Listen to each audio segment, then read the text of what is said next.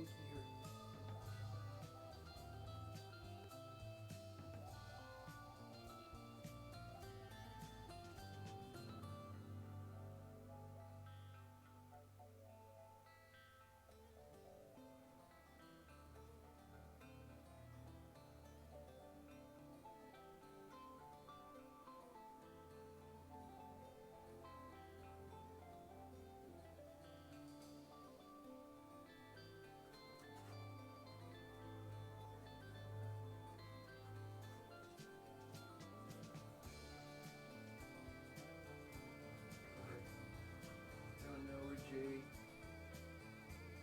Jay's joining us today, and I'm not gonna put my headphones in. I'm not gonna put my headphones in because I want to hear Mr. J. Mr. J. I want to hear if he has an issue. He just ate. Had some of Mama's breast milk.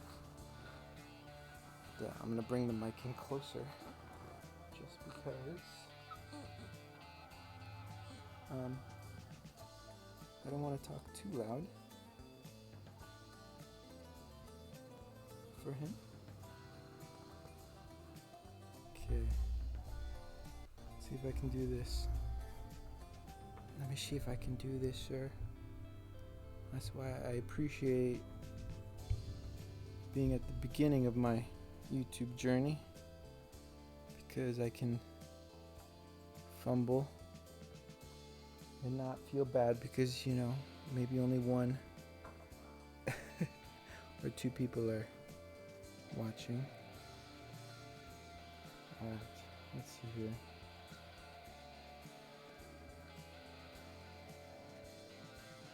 Alright, I don't need my phone. Excuse me. So currently, Jay and I are listening to, let me give you that at least, Open Heart Chakra, Love, Activation, Frequency. And that's by Zen Leaf Relax. So thank you to Zen Life Relax. Thank you for the, I like to relax sometimes. So I appreciate the music. I have a beverage, my beverage of choice here. Let me just correct myself here. Okay. Let's see if I can fix that. There it is. Bam. That's what I'm consuming at the moment. Appreciate it. Currently, this is what shout out to Kershaw. I don't know what model this is, but I'm really into the cleaver. Like at the moment, I go through phases in my knife journey, my knife life journey, but I appreciate cleavers. That way I carry a knife, but I can also chop up some food, because I feel like, I'm not a UFC fighter, never was. Don't really have an interest in being one, but I do appreciate the fighters out there who say they're ready anytime, any day. That's how I feel about cooking. Anytime, any day, I'm ready to cook some food. All right, I'm just messing around. I took my watch off because sometimes I don't like it to bother his ears, but I'm gonna give you unsolicited wrist check. I'm still waiting on my my Casio. It is about to be 2:00, and let's see. Let's get what's the other housekeeping issues we have? Housekeeping measures. Excuse me, Jay. Let me correct this here. Let me get it a little closer to my face there. Other thing, I have my trusty calendar, Animal Crossing calendars. Today is March 18th. Shout out to happy birthday, Dom. Go figure. I like to call Dommy. That's my son, Dominic Toretto. Not to be confused with the real Dominic Toretto. Yeah, happy birthday to you, Dom, in Animal Crossing. Later today, this is my goal. I'm setting my intentions. I want to use my bro mask.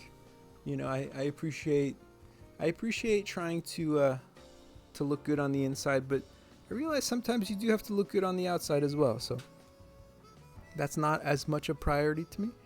as it is to look good on the inside, because I realize that it's much harder to look good on the outside.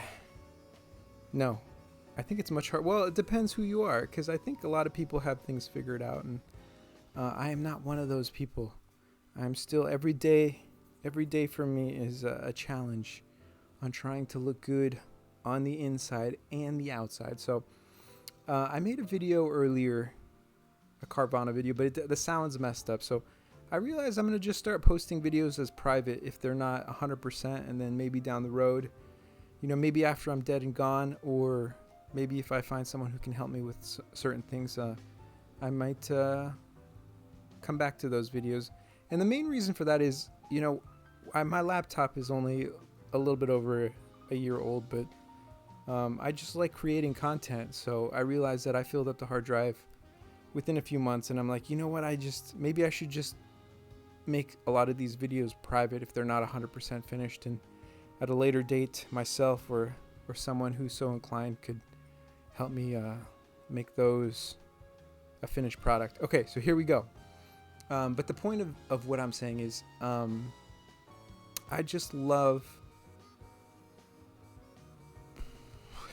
love taking things that are older or maybe overlooked by most people, and making them something that's absolutely amazing. I realize that that's kind of, to me, what art is. If you have just a stone block, it's the artist that sees whatever it is he wants to create, him or her, in her mind, excuse me. And it's through that transition of taking that picture within someone's mind and creating something truly amazing. And that only can happen, in my opinion, when you first see it within your own mind. So what I like to do is I'm compiling a list of the cars that I would like to buy, obviously used. I'm not wealthy by any standard. Well, actually I am wealthy, considering, if you look at the rest of the world outside the United States, I realize that even the poorest person in the U.S. is far, far more wealthy than the majority of people on the rest of the planet. And that's something that I try to take to heart. I try to realize that there's still a lot of people on this planet who don't even have running water or the internet, or much less, 95% of the things that we take for granted. And I'm trying to take note of that internally and say, you know what, every day is a blessing, because there's always someone who has more than you, and there's always someone who has less. All right, so let me go back. Today, I am going to do our museum tour on Dodge. So let us do that. Brand Central. I am aware, Porsche, I'm aware that you sent me an invitation. Oh, dang, I should put my glasses on. I don't want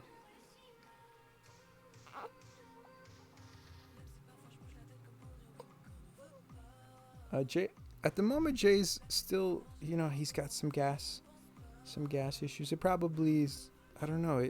I realized every child has their own, their own thing that they're working through. I don't think there's anyone that's perfect.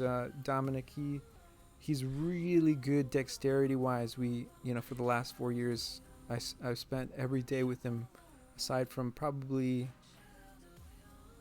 maybe 2 months total out of the whole 4 years that he's been alive.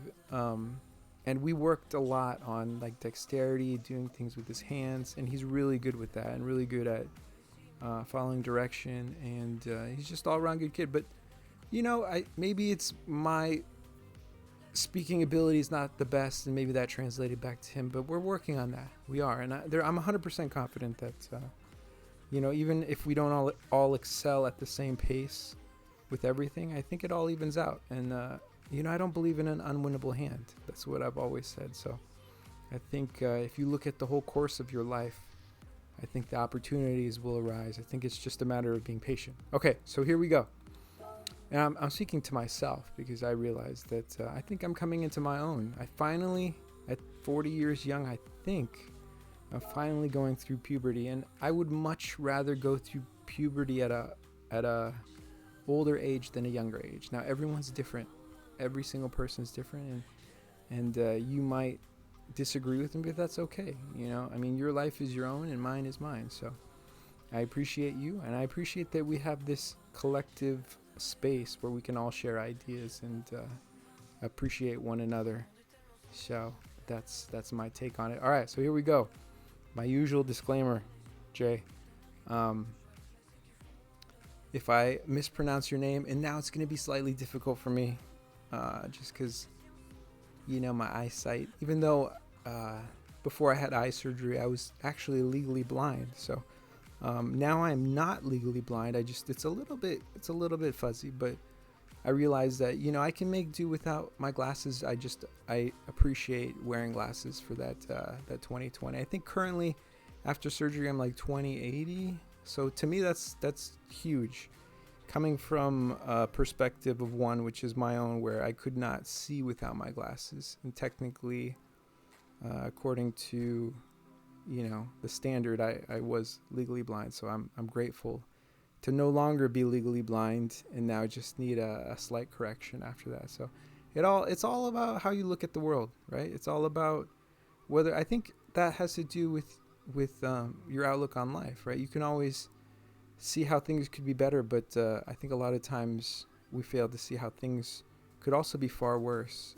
And it kind of is a lottery, you know, where you're born, who you're born to, the circumstances that are presented to you. But the one thing I think that is consistent is your ability to control your attitude and your actions. All right, so here we go. I apologize to everyone if I say your name incorrectly. It is solely my lack of wanting to dedicate the time to learning everyone's name, and for that I do apologize. You know, I should take the time, and I wish I could, like that one TV show, I forget where the girl could pause time with her two fingers. You know, you just put your two fingers together, pause time. Then I think I would learn a lot of stuff. I would just take the time to actually I would probably take the time to nap a lot too. So I'm just messing around. Okay, so but I do apologize if I do mention anyone's name incorrectly. Dodge USA, headquartered in Auburn Hills, Michigan, established in 1914. Founder John Francis Dodge and Horace Elgin Dodge. I don't know. Are you brothers? Are you? Look, this is where I show I'm not the smartest. I'm not. But you know, I'm trying. Every day I try, and I think that's where you see the biggest difference in people's lives. Is I think sometimes it's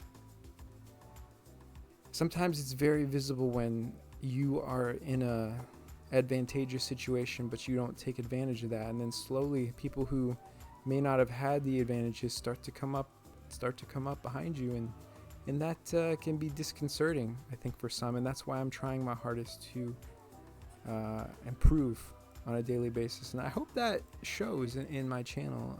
And maybe it's a slow process, maybe I'm slower than most, but I'm okay with that, because I realized I have as many days as God will give me on this planet, and I'm grateful for that. All right, so here we go. Museum, 1897, the first company established. Dodge Brothers. Okay, so they were brothers. Very cool. Dodge Brothers founded Evans and Dodge Bicycle along with Fred's S. Evans. The company begins production of bicycles as well as the design and production of automobile engines.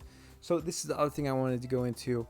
I'm grateful for this game because it's sparking all these just memories of my past, and I am grateful for Carvana for making it so easy for people to or accessible for people to purchase older cars. And that's the one thing I would like to do. You know, if I do manage to make some money, I would love to just buy older cars and then make them what I see as kind of like the best version of what they could be. All right. 1914, the historic first vehicle, the first Dodge passenger vehicle, the Dodge Model 30, goes on sale. The car is equipped with a 3.5 liter 4-cylinder engine. I'm gonna call them Dodge Bros, okay? Because I like bros. 1918, production of trucks begin. Dodge begins production of light-duty trucks. And I do have to say, my wife and I, before we got her X3, we had a Dodge Durango RT, which I find that I really enjoyed that car. I really did. I thought it was, for what it was. We had the plan or intention of using it as kind of like a or buying a camper. But like that's life. Sometimes it doesn't work out the way you planned, or things don't progress as quickly as you wanted them to. And I think that's true for everyone. And so I think it's really a matter of how you adapt to not getting exactly the outcome that you anticipated.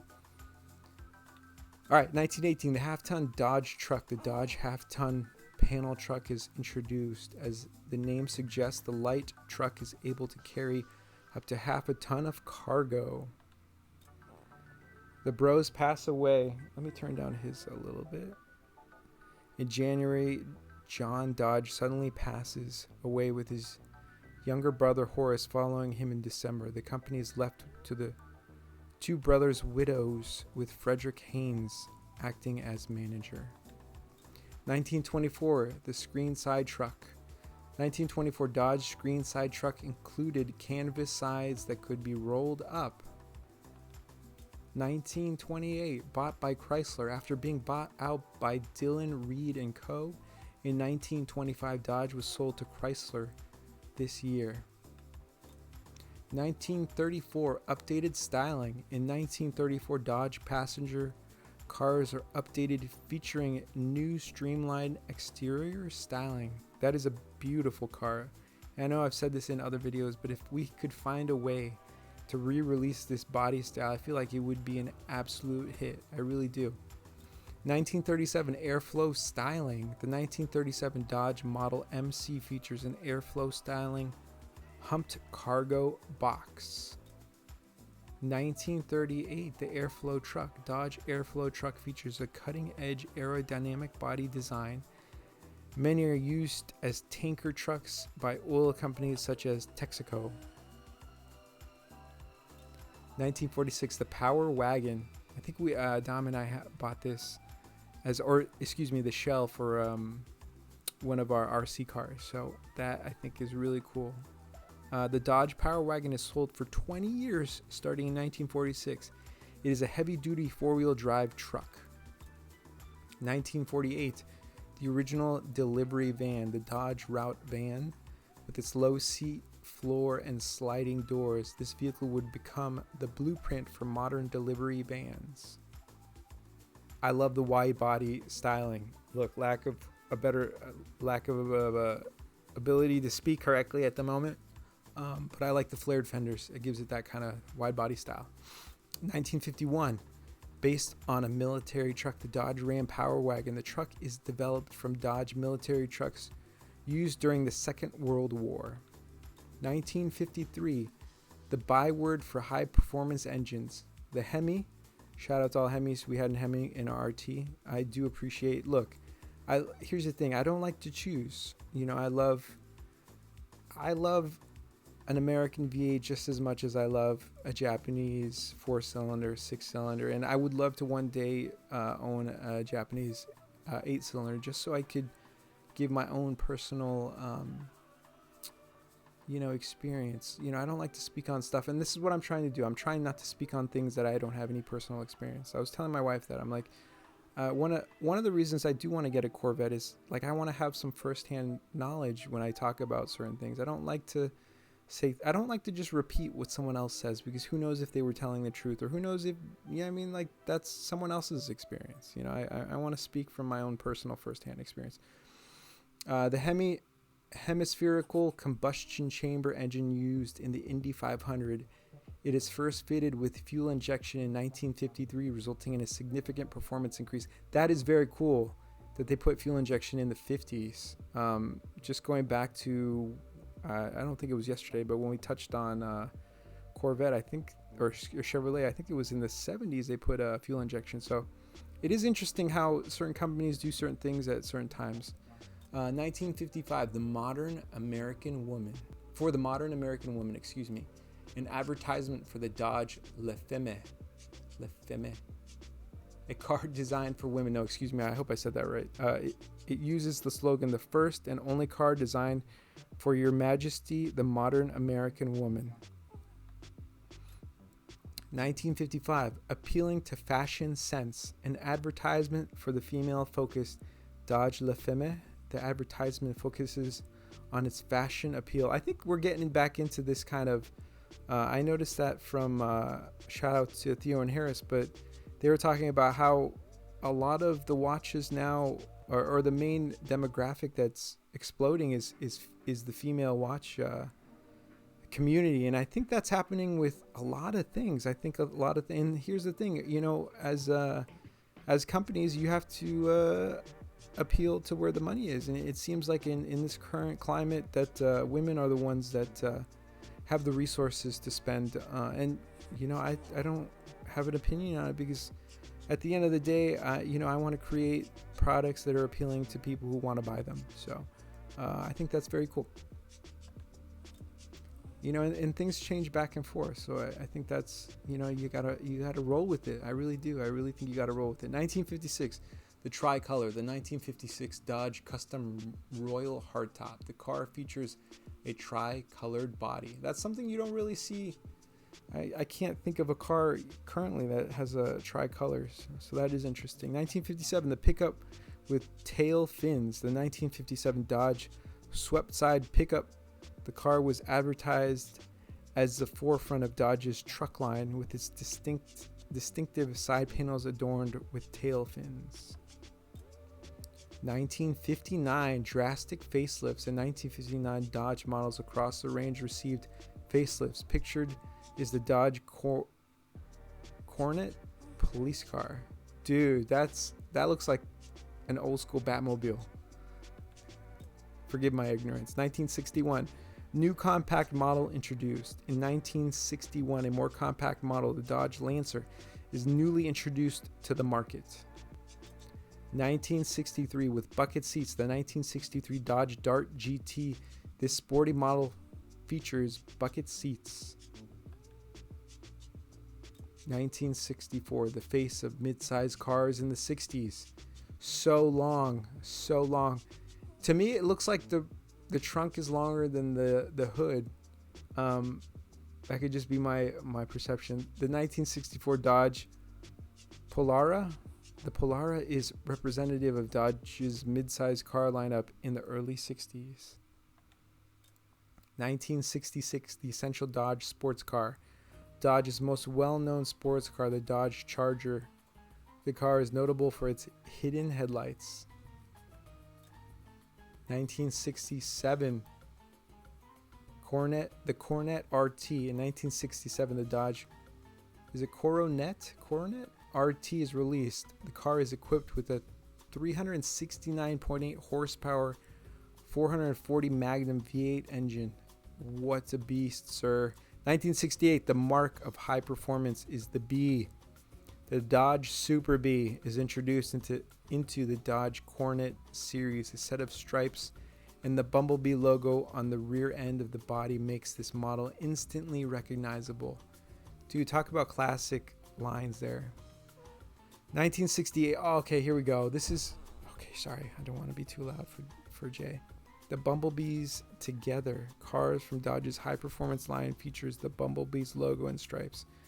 That the bottom one is what I recognize as being that classic... I forget what older movies.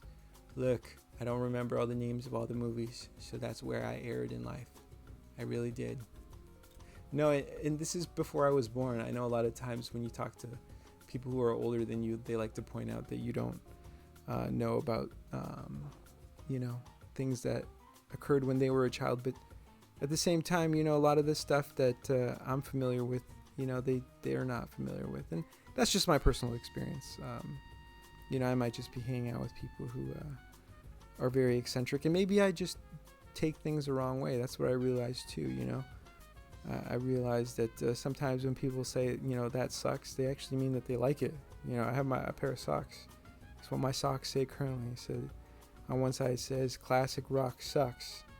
Turn that ish up. Sometimes people, that's what they say. When something's sick, that means it's good.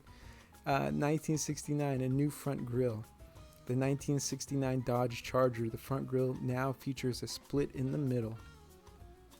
1969, 22 wins in NASCAR. 1969, Dodge takes 22 wins in NASCAR with their Dodge Charger Daytona. Dude, I love that freaking lack of a better, I call it spoiler. I don't know what Dodge called it, but I love that.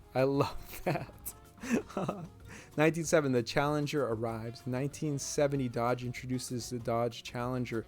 The RT model features a standard 6.3 liter Magnum V8 engine. Dude, and I love that side exhaust. That is epic, bro. 1970, the Dart Swinger 340. The Dodge Dart Swinger 340. The car would become popular as an affordable sports model. 1971, the new chassis. In 1971, the Dodge Charger is restyled for its move to a new chassis design. 1971, the Dart Demon debuts. In 1971, the Dodge Dart Demon is introduced, a compact specialty car. Excuse me, I'm struggling here with words. 1971, the new base for the Super Bee. The base car for the Dodge Super Bee high-performance model changes from the Cornet to the Charger. I love that green too. That's sexy, bro. 1972, the D Series large pickup. The D Series large pickup range is sold until 1980. 1974, a fantastic achievement on the 60th anniversary. On the 60th year since the founding of the company, Richard Petty wins the prestigious Daytona 500 mile race driving a Dodge Charger. 1967, the Aspen replaces the Dart.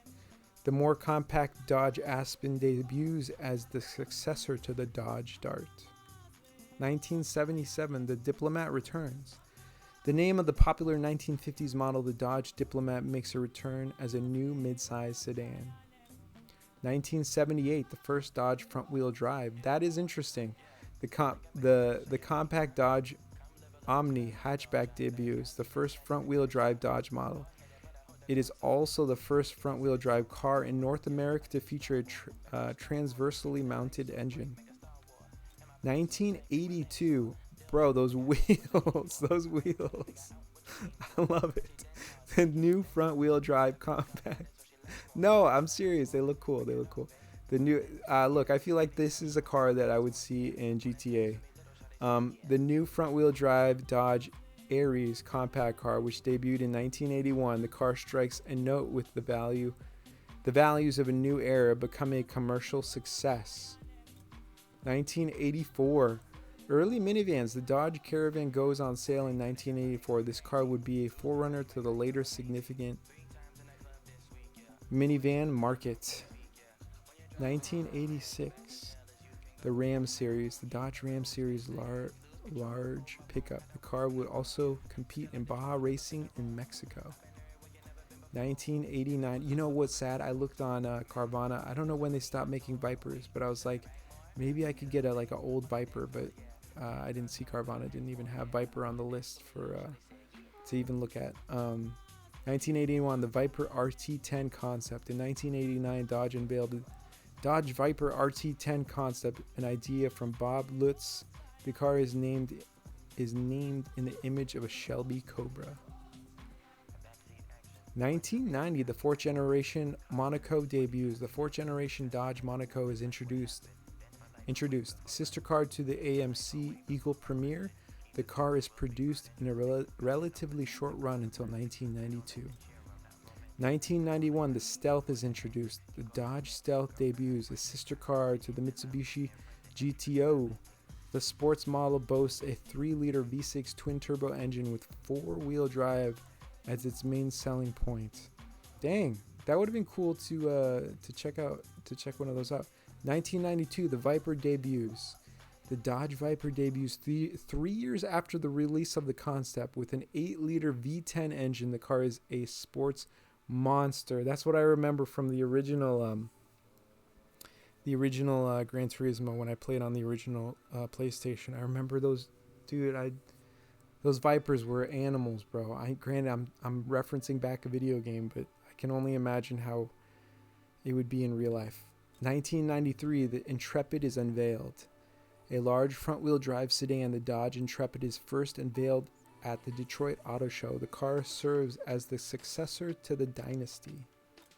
1994, full model change for the Ram. The new Dodge Ram is introduced. The truck features an oversized front grille, an idea taken from consumer research on eye-catching design features. It would win the North American Car of the Year award in the truck category. 1995, the Avenger is introduced. The Dodge Avenger debuts. A compact front-wheel drive coupe, sister car to the Chrysler Sebring. It is available with a 2-liter inline 4 or 2.5-liter V6 engine. 1995, here it is. I remember those neons. I feel like everybody back in the day had a Dodge Neon. The Neon starts to be sold. The compact Dodge Neon sedan debuts at the Detroit Auto Show. The car is a rival to Japanese and Korean-made compact cars, which have been gaining status in the North American market. 1995, the Stratus starts to be sold. The Dodge Stratus debuts as the medium compact sedan with a 2.5-liter V6 engine. The car is known for its cab forward body proportions and its unique front end design. 1997, the 6-wheel drive pickup. Dude, they need to come back with this. It's very rare that I see a 6 like this way. A dually, obviously you got 4 wheels in the back, but this would be cool to see. The Dodge Ram T-Rex. Oh my gosh. Just to say that you own a T-Rex. 6x6 unveiled by Dodge in 1997. The concept pickup is equipped with a V10 engine producing 493 horsepower. Bro, that is epic. 1997, an open-top monster pickup. The Dodge Sidewinder concept presented in 1997. It features a retractable roof and the same V10 engine as the Viper, tuned to produce 641 horsepower. Bro, epic. 1998, the Durango debuts. The Dodge Durango SUV is introduced to replace the Dodge Ram Charger. The change also features a size increase from a mid-size to a large SUV. 1998, the Viper wins its class at Le Mans. The Team Orica Dodge Viper GTS R takes victory in the GT2 class at the 24 Hours of Le Mans.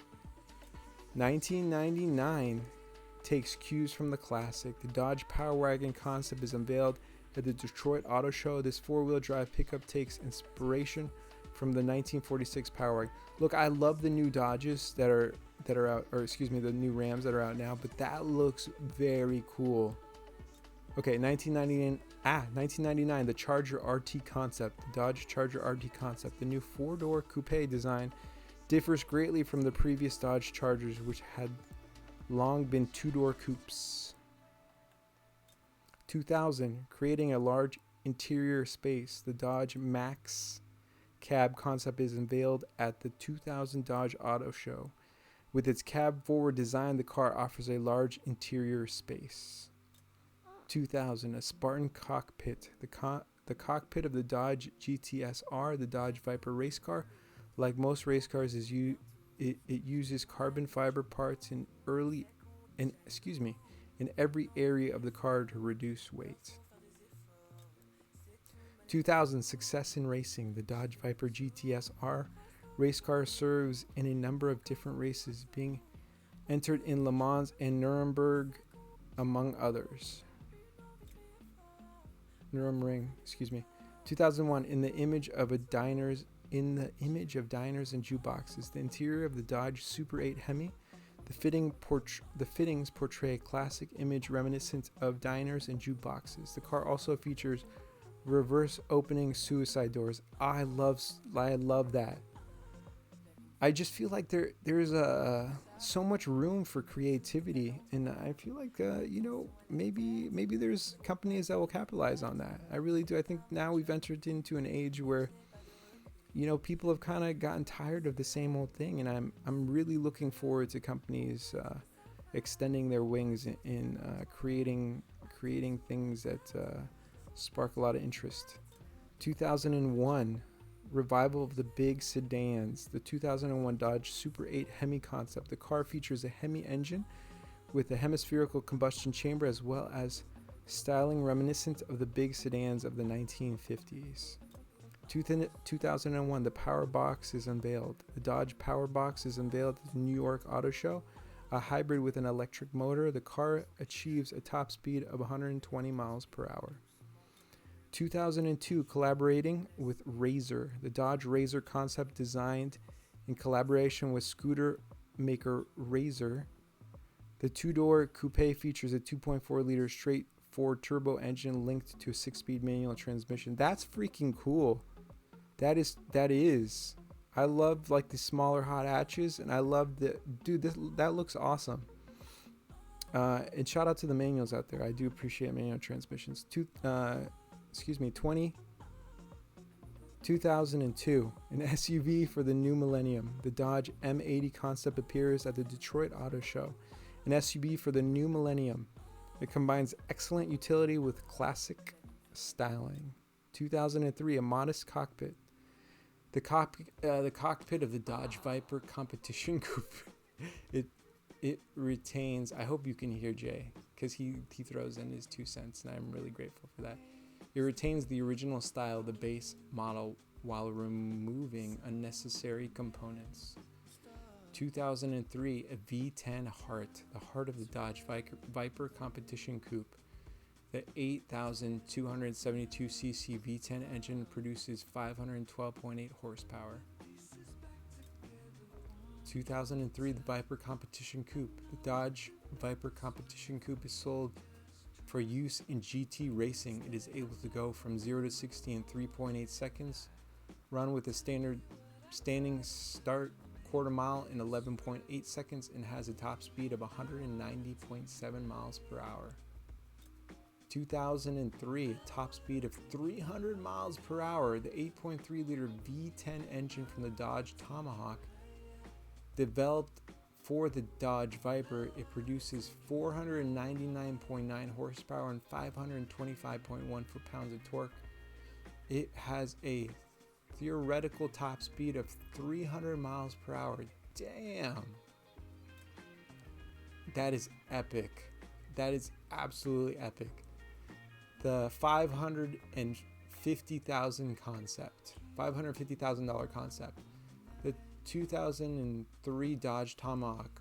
On Christmas of 2003, Dodge makes the Dodge Tomahawk available to buy through Neiman Marcus with a price tag of $550. That is so awesome. Shout out to anyone who bought that. That is absolutely awesome.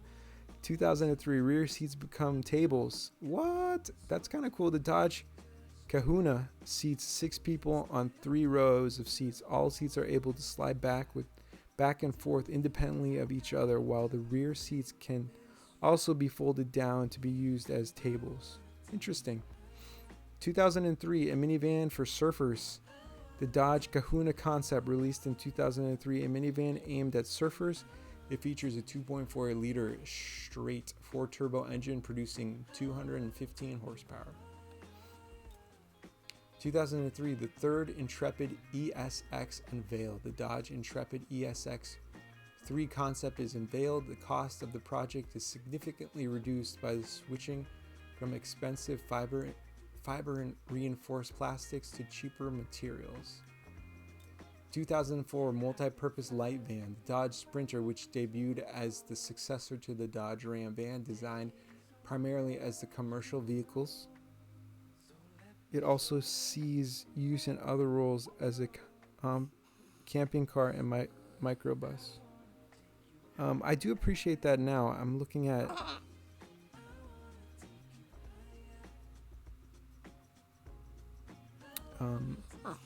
just multi-purpose vans that you you can take camping, but still would fit in a normal parking spot. So shout out to the Airstream Interstate 19. That's an awesome van, and shout out to Airstream for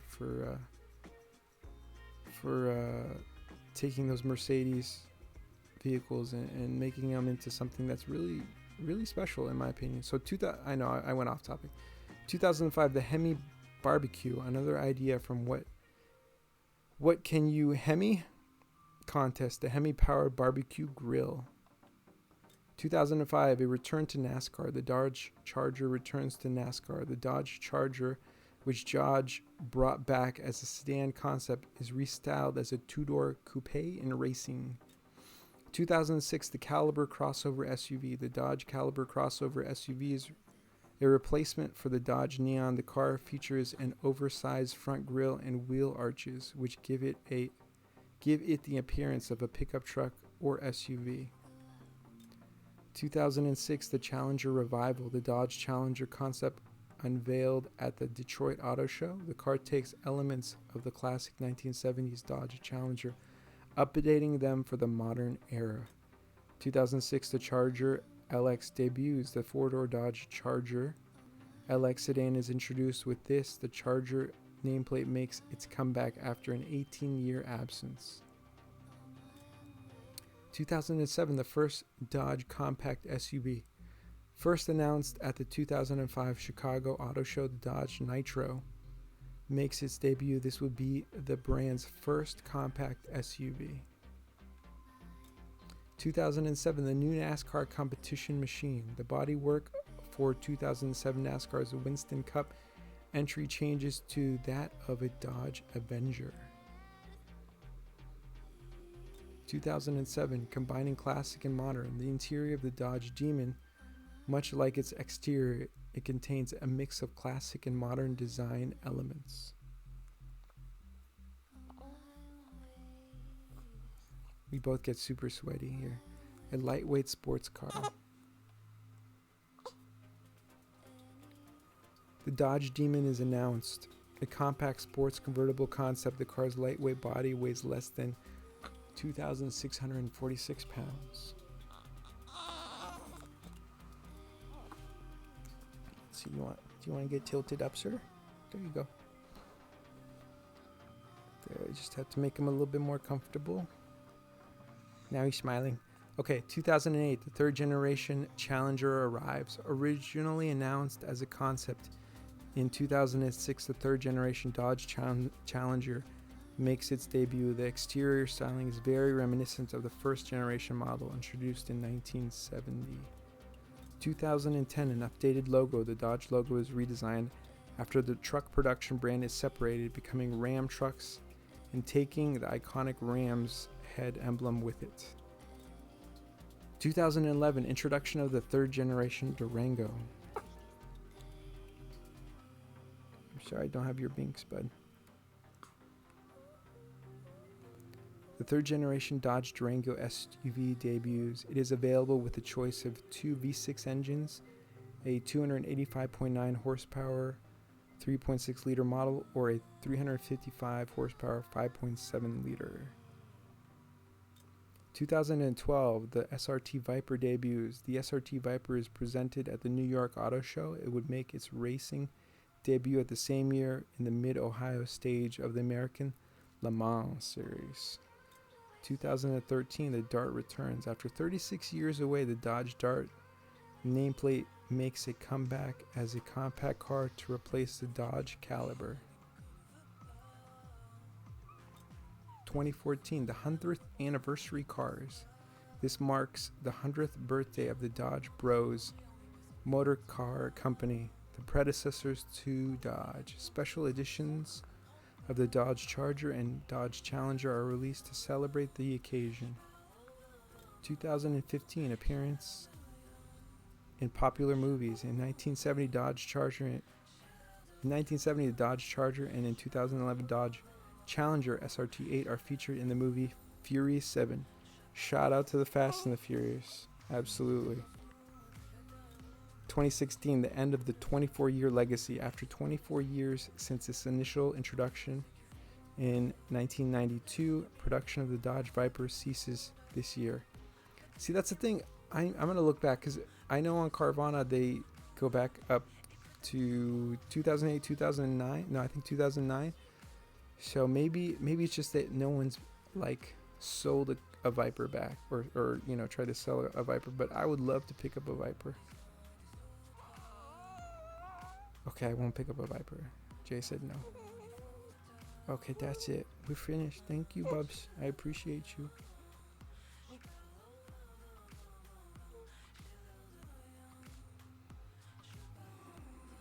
Okay, we're gonna... Thank you to Dodge for making cool cars. Okay. I'm sorry.